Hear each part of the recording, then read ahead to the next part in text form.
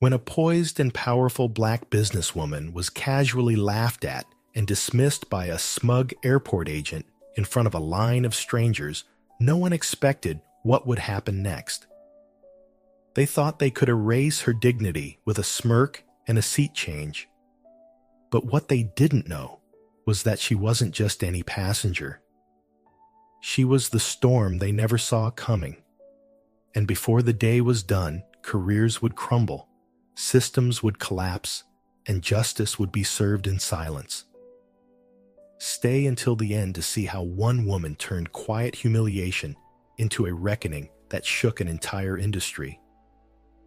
Dear viewer, what you are about to witness is not just a story, it is a powerful testament to the quiet power and pursuit of justice in places most people ignore.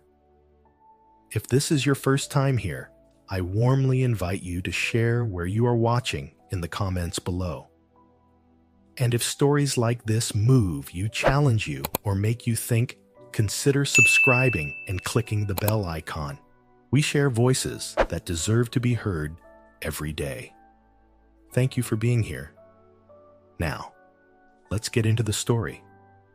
The early morning glow filtered through the glass panes of Los Angeles International Airport, illuminating the bustling terminal with an ethereal, almost deceptive calm.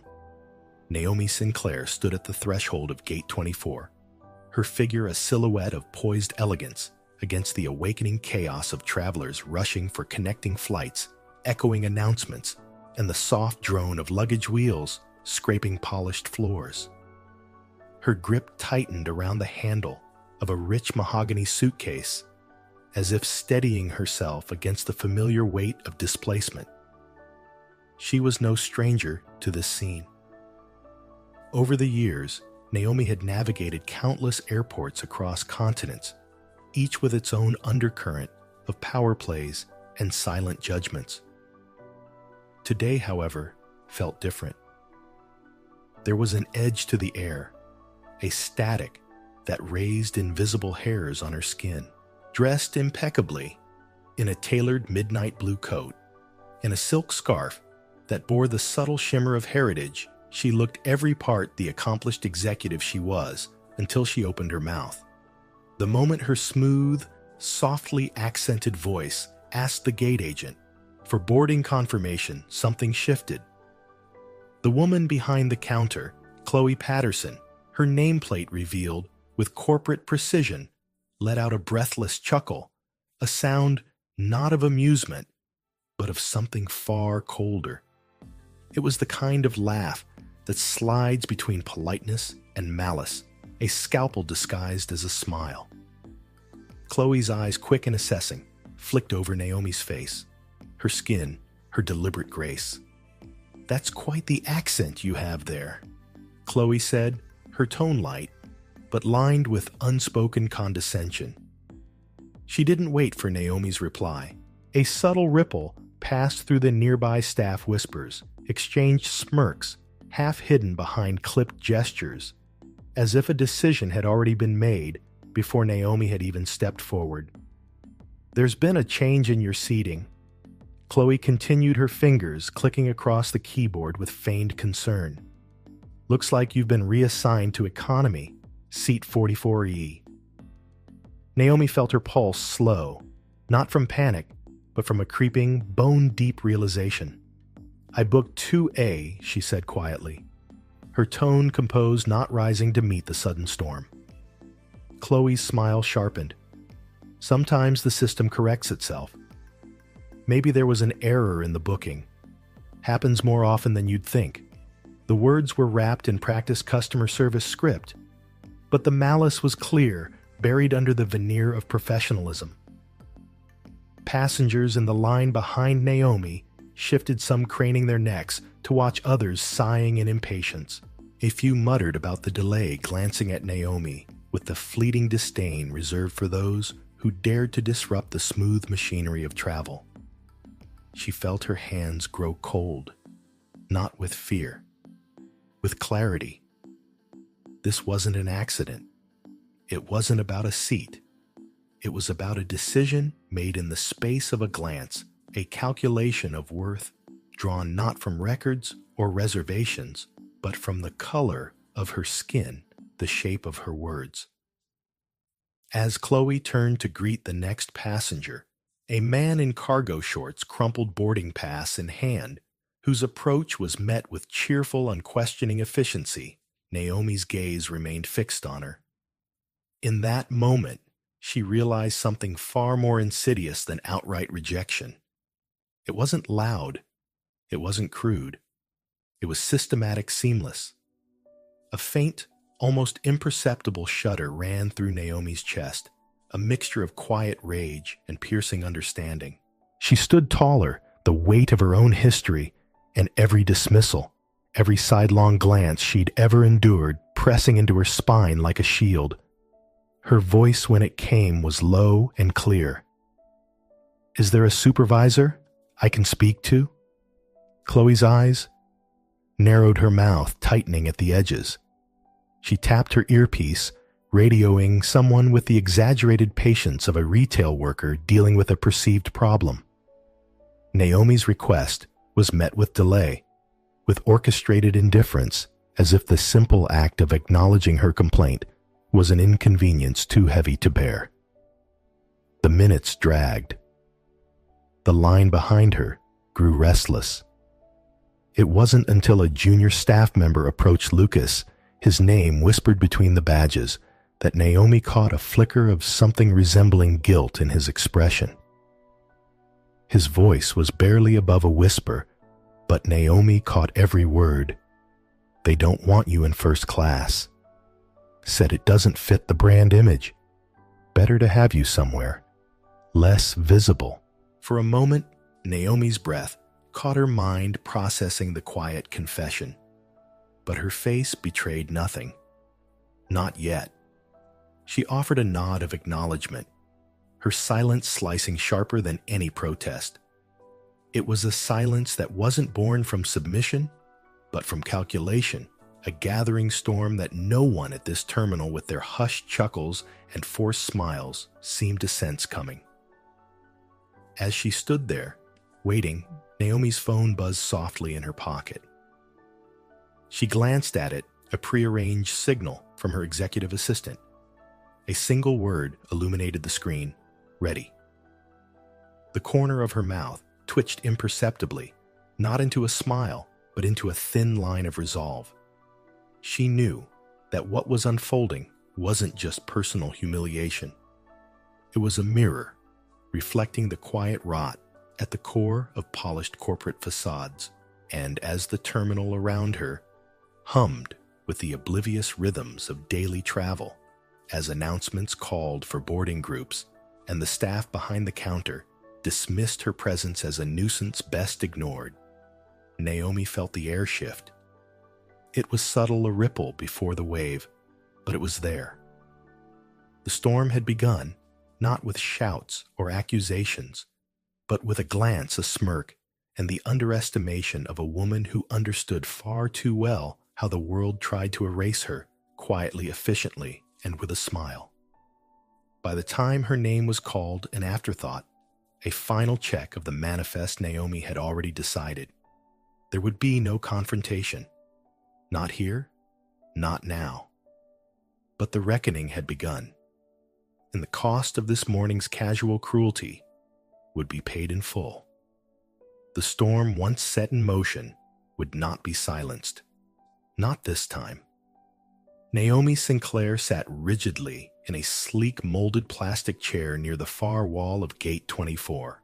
The overhead speakers droned with the rhythm of routine announcements, calling for final boarding of flights bound for places far removed from the sterile corridors of LAX.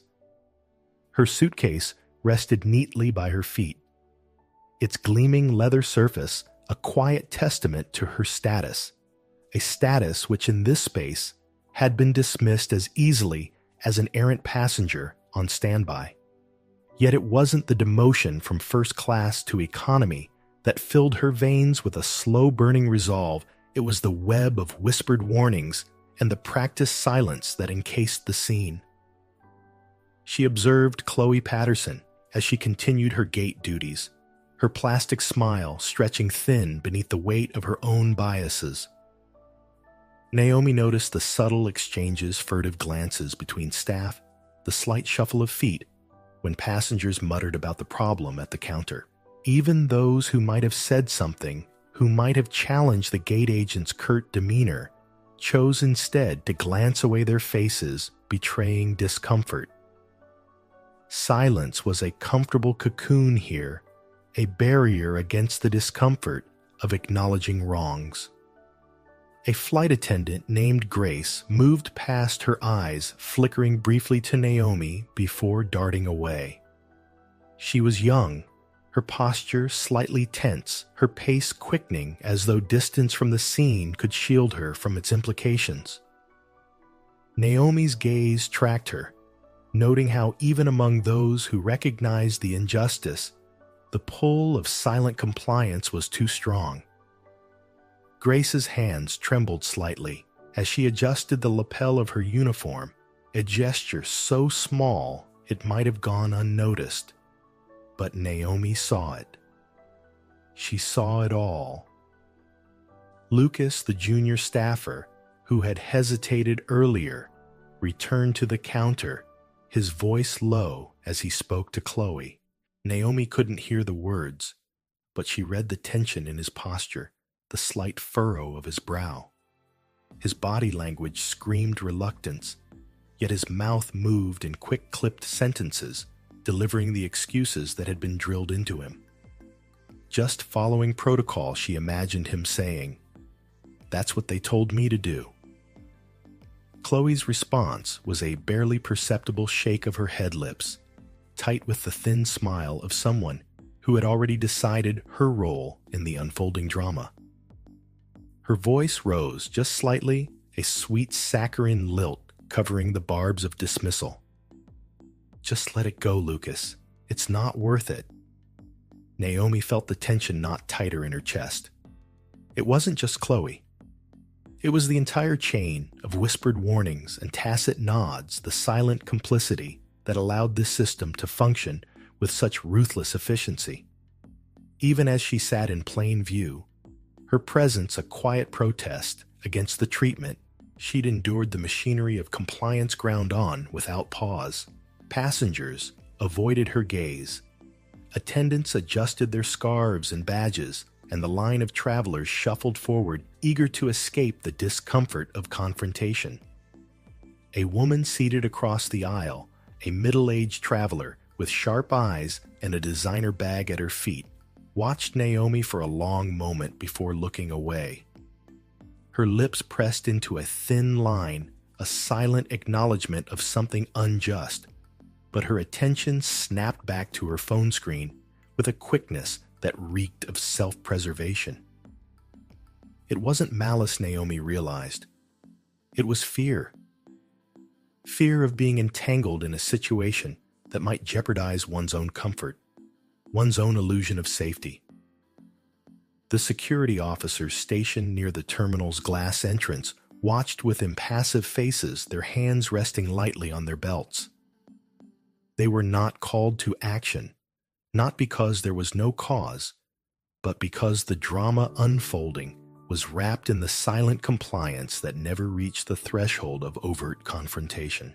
Their presence was a visual deterrent, a reminder that power could be summoned with a glance, with a whisper, and that silence, when institutionalized, was as potent as any order. Naomi's phone vibrated again. A discreet message appeared on the locked screen. Its contents, a silent signal from her assistant back in the towering office she commanded across continents. The message was brief-coded, but its meaning, clear preparations were advancing. She breathed in slowly, letting the air settle deep in her lungs. This wasn't the time to act. Not yet.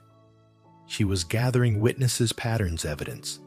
The storm she would unleash would not be born from rage, but from precision, from the slow and meticulous weaving of truth into a weapon. Grace, the young flight attendant, hesitated as she passed by again. Her steps faltered, and for a moment, She seemed to consider stopping to say something, to offer even the smallest token of acknowledgement. But her courage withered under the weight of professional decorum and unspoken rules. She ducked her head, quickening her pace, her silence louder than any spoken word. Naomi's eyes followed her briefly, then shifted back to Chloe, who now conversed with a man in a sharp business suit, his economy ticket clutched haphazardly, his tone dripping with entitlement. Chloe laughed softly, too softly, and with a few quick keystrokes reassigned his seat to a prime location. Naomi noted every detail, the casual override, the preferential treatment, and filed it away like a lawyer preparing an airtight case. The gate buzzed with final boarding announcements, voices rising in artificial cheer as passengers gathered their belongings and made their way toward the jet bridge. Naomi remained seated, her posture regal and unyielding, her presence an anchor amidst the tide of indifference. Even as the line dwindled and the gate agents prepared to close the doors, she did not move. She would not be erased so easily. Lucas returned to the counter. His shoulders slumped, his face pale beneath the fluorescent lights. He glanced once at Naomi, guilt bleeding into his features, but said nothing. His silence was a confession, unspoken, yet deafening in its weight.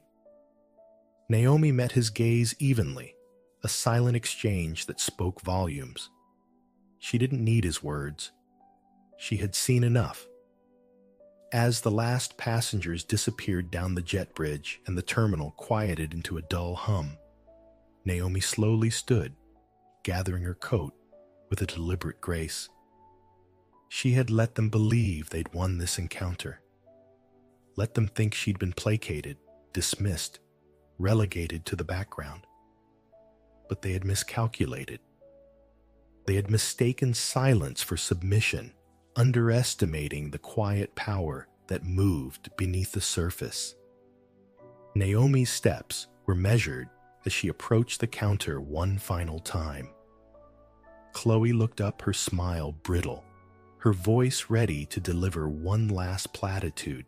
But Naomi spoke first, her voice low, rich with the promise of something far more potent than confrontation. "I hope you're ready," she said softly, "because this story doesn't end at Gate 24.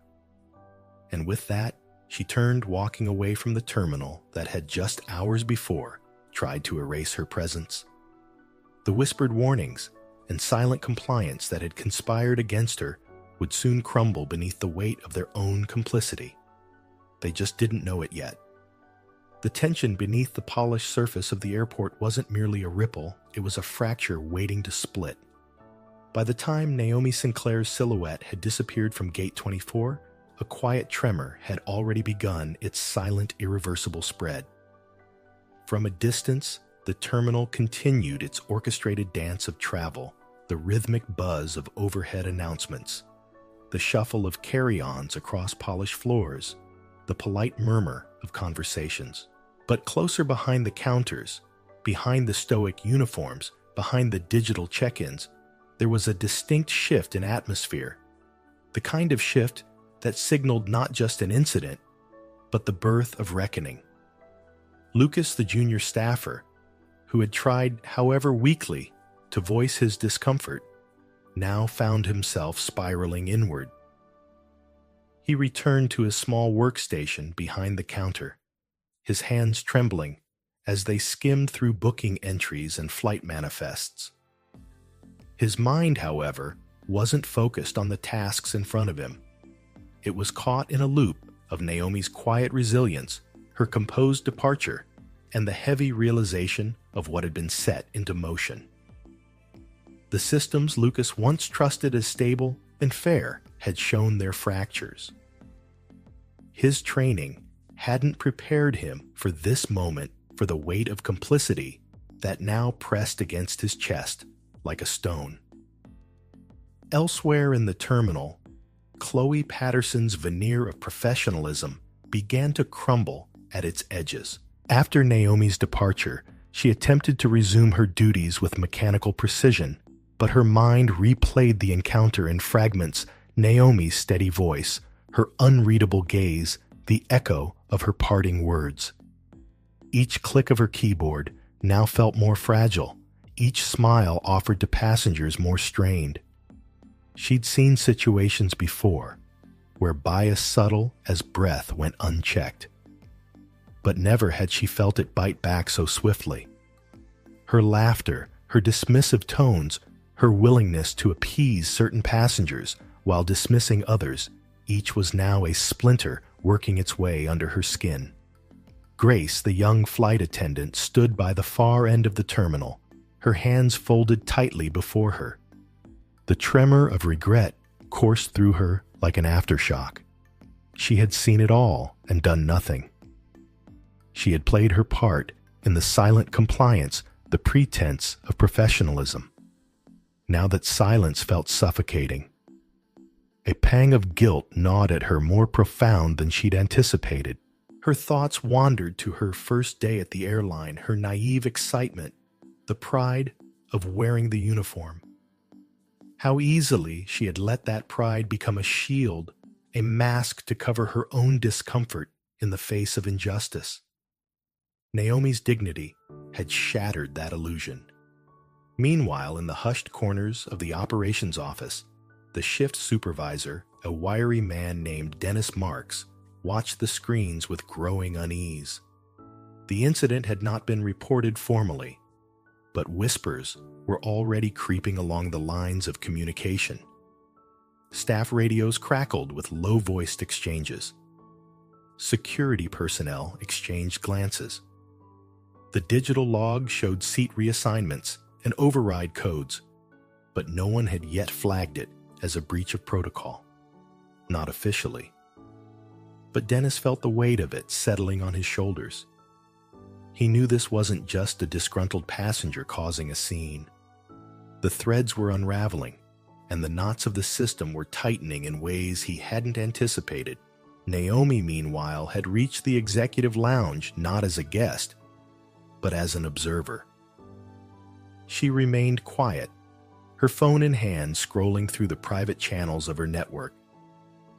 Messages flickered across the screen, legal advisors pinging in from 3 time zones, logistical experts preparing statements, travel consortia initiating preliminary freezes on joint operations with the airline. Each message was a calculated move, a silent stone placed on a chessboard where every piece had been underestimated. Naomi's face was impassive, but her thoughts were cutting through the terminal's false calm like a scalpel.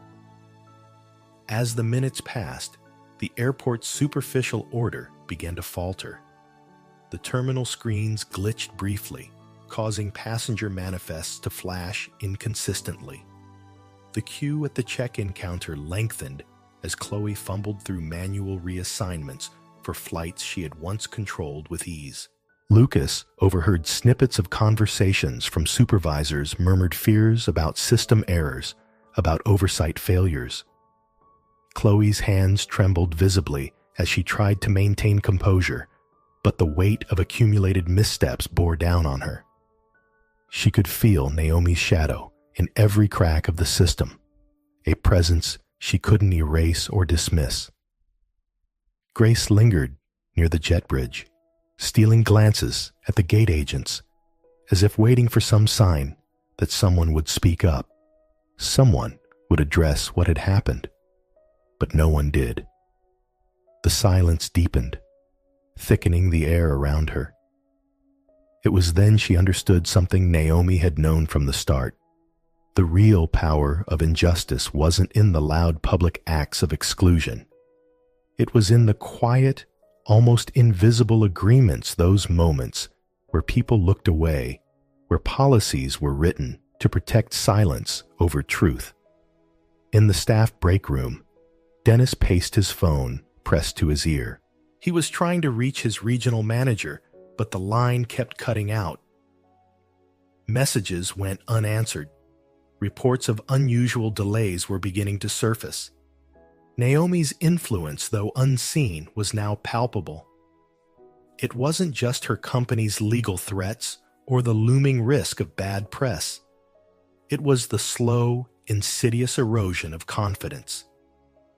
Chloe, Lucas, Grace, all of them felt it a crack beneath the surface of their carefully maintained order. The silence that had once protected them was now their undoing. Naomi's departure wasn't a retreat. It was an earthquake. One whose tremors were now rippling outward, destabilizing not just the gate, not just the terminal, but the entire foundation upon which these silent injustices were built. And as the cracks widened, the question hanging in the air wasn't whether the system would break. It was how soon and at what cost the reckoning would come. As the day's light stretched longer across the walls of Denver International Airport, the fracture beneath its polished surface deepened. By mid-afternoon, the systems that had once hummed with precision were now trembling under the weight of hidden disruptions. Emails queued in executive inboxes, urgent messages from regional offices stacked unanswered, and beneath it all, a growing realization that the quiet figure they'd dismissed had never truly left the terminal. Naomi Sinclair had merely shifted her strategy. Behind the sterile walls of her private office in Denver's financial district, Naomi's legal team coordinated with eerie calm. Their approach was neither loud nor reactionary. Instead, it unfolded with the same quiet force she had shown at the terminal, a steady, deliberate exercise of power. Calls were made to revoke vendor contracts linked to the airline meetings were quietly canceled, and entire blocks of premium reservations were frozen with one-line directives. No legal statements were issued, no press releases drafted. The strategy wasn't about public condemnation. It was about systemic accountability executed with the precision of a scalpel. At the airport, Chloe Patterson found herself summoned to a hastily arranged meeting in a glass-walled conference room overlooking the runways. She entered with a notebook clutched to her chest, her nerves frayed. Dennis Marks, the shift supervisor, sat across from her, his face drawn and pale. Behind him, two men in dark suits, both from the airline's corporate compliance division, listened in silence. "We need to understand what happened," one of them said, his tone controlled but clipped. "The reassignment, the security intervention, the systemic overrides. Was there an error?"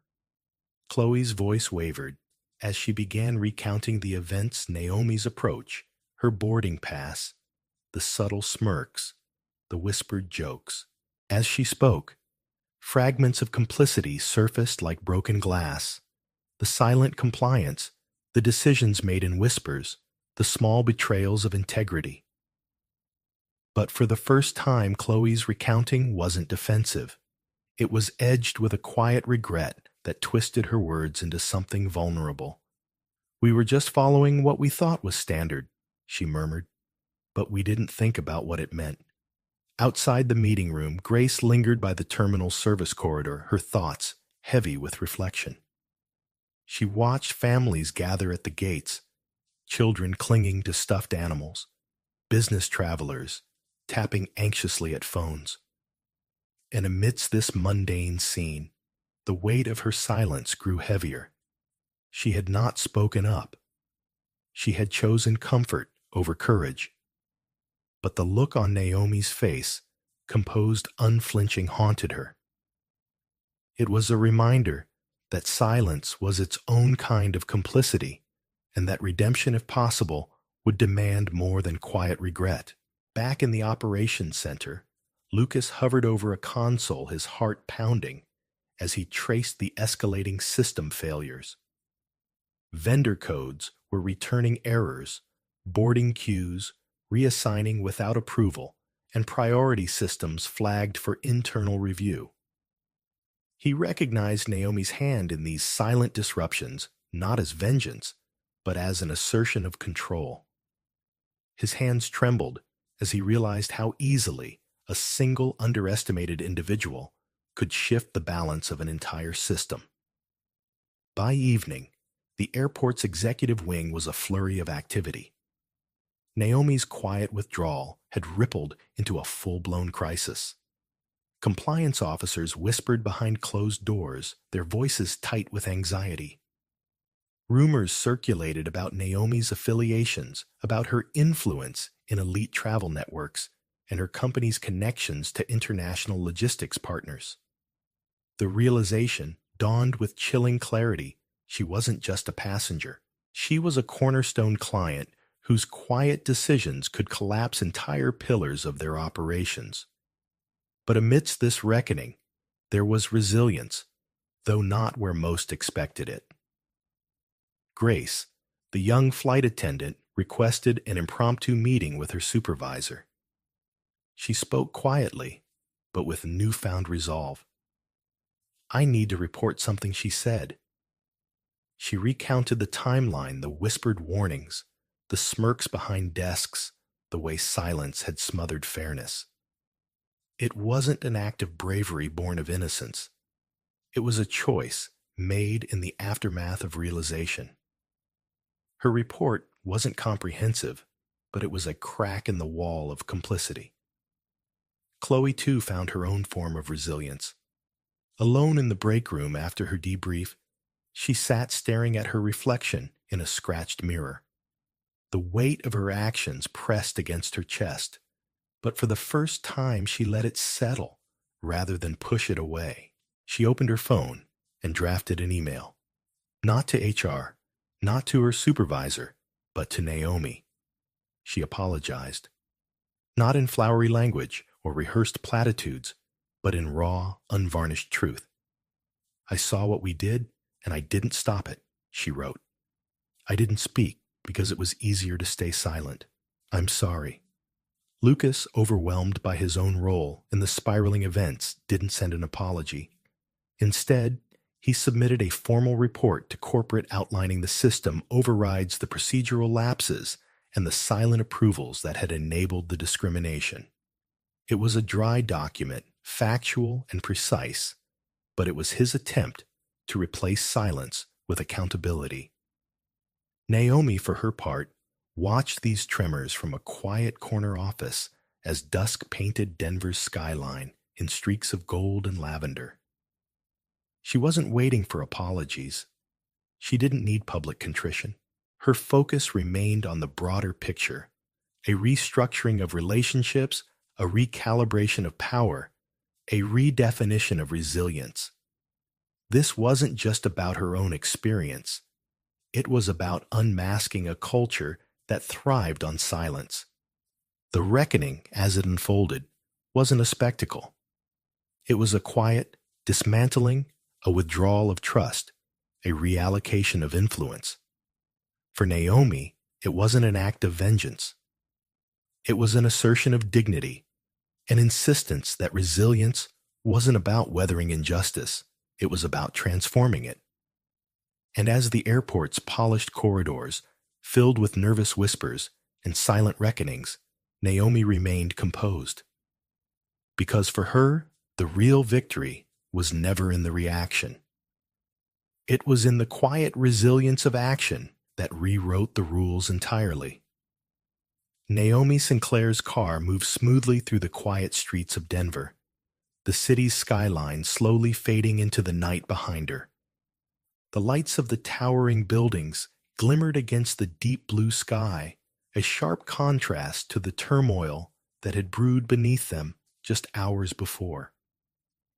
She sat silently, her gaze fixed on the path ahead, but her mind traced the lines of what had unfolded. It wasn't just the collapse of an ill-fated system at the airport. It was the dawning of a realization, a quiet reclamation of control that had always been hers to wield. The events of the day were not about revenge or public spectacle. They were about truth. A truth long ignored, long buried beneath polished veneers and practiced smiles. Naomi's actions were deliberate, not because she sought chaos, but because she recognized the power of measured resolve. She had allowed the system to expose itself to unravel under its own weight. And now, as the city exhaled under the cover of night, she began to consider what came next. In her Denver office, the quiet buzz of incoming emails and notifications had slowed to a near halt. The legal teams had already filed the necessary withdrawals. The financial departments had closed out accounts, and the system disruptions she'd initiated earlier in the day had cascaded into quiet systemic recalibrations. Contracts were being reevaluated, and calls for reparation were beginning to echo across corporate channels. But for Naomi, these were merely formalities.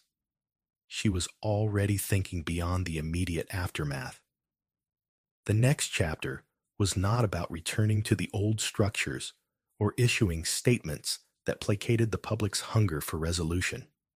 Naomi understood the futility of apologies without accountability of reassurances made hollow by inaction. She envisioned something more profound, a transformation not just within her own organization, but across the broader network of partnership stakeholders and communities she touched. She wasn't interested in performative gestures. She wanted change that was structural, irreversible, and infused with integrity. The message she sent that evening was simple but unmistakable. It wasn't addressed to the press, nor was it posted on social media for public consumption. It was a private communication to her board of directors, her core leadership team, and the key partners who had weathered storms alongside her. Our responsibility, it began, is to build systems where dignity is the foundation, not a privilege. Where silence is not a strategy, but action is. Where every decision reflects the values we claim to uphold. Effective immediately, all future partnerships will be reevaluated against this standard. Any that fall short will be terminated. No exceptions. The weight of those words resonated far beyond the walls of her office. They marked a shift not only in policy, but in philosophy, a declaration that Naomi was no longer content to operate within a flawed system. She was prepared to build a new one that could not be so easily undone by bias, disguised as bureaucracy, by prejudice, wrapped in professionalism. The following week, Naomi convened a private summit at a discreet retreat center tucked into the mountains outside Boulder. She gathered her closest advisors, community leaders, and a select few from organizations that had proven their commitment to equity and justice. It wasn't a press event, and there were no staged photo ops. Instead, it was a space for honest conversation, for confronting uncomfortable truths, and for envisioning a future not dictated by old norms, but shaped by new inclusive realities. As they sat around the large oak table, the conversations were raw and unfiltered. Stories were shared, some of failure, some of resilience. Plans were drafted not to simply repair what had been broken, but to replace it entirely. Naomi listened, contributed, and then as the evening deepened, she spoke. Her voice was steady, but it carried a depth that silenced the room. The systems we build, she said, must be strong enough to withstand bias, but flexible enough to correct it. They must be transparent, accountable, and built with empathy at their core. We're not here to patch the old. We're here to create the new. In the quiet that followed, something shifted. It wasn't just the resolve of one woman, but the awakening of a collective understanding that change, real change, doesn't begin with policies or penalties. It begins with the courage to reimagine the world as it should be, and the resolve to make it real. As Naomi looked around the room, at faces reflecting determination, hope, and hard-won wisdom, she felt something deeper than satisfaction. She felt a renewed purpose. The journey ahead wouldn't be easy. It would demand more moments of silence, more difficult decisions, and more unwavering commitment. But she was ready. The beginning of a new chapter wasn't marked by announcements or headlines. It was marked by a quiet gathering of resolve, the first steps toward dismantling an old narrative and replacing it with one written by dignity, equity, and a relentless pursuit of justice. Naomi Sinclair knew that her story was no longer just her own. It was the story of everyone willing to stand with her and of the world they were determined to build. Naomi Sinclair's journey wasn't merely a tale of resistance. It was a masterclass in resilience, a testament to the quiet yet indomitable power of integrity. What began with a moment of silent dismissal at an airport counter in Denver, unfolded into a symphony of deliberate actions that dismantled a web of complacency and prejudice. Naomi, a woman of unshakable poise and vision, did not raise her voice in anger. Instead, she wielded her authority with precision, turning the very system that sought to diminish her into a reflection of its own failings. Through her calm, calculated withdrawal of Coleman Global's partnerships and a strategic reevaluation of alliances, she illustrated that real power often lies not in confrontation, but in quiet, uncompromising resolve. The narrative was not one of revenge, but of justice, a reclamation of dignity that transcended individual affronts and reverberated through corporate corridors and community halls. Naomi's choice to confront the silent biases and systemic failures, not with fury, but with structured and impactful action, forced not just an organization, but an entire ecosystem to reckon with its failings. She proved that silence, when chosen wisely, can echo louder than any shout.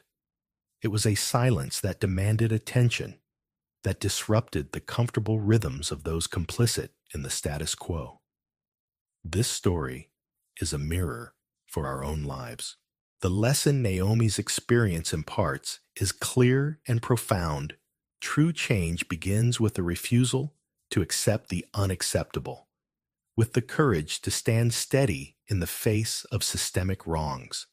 It's about understanding that while the world may dismiss you through quiet prejudice or overt discrimination, your worth and your voice remain intact.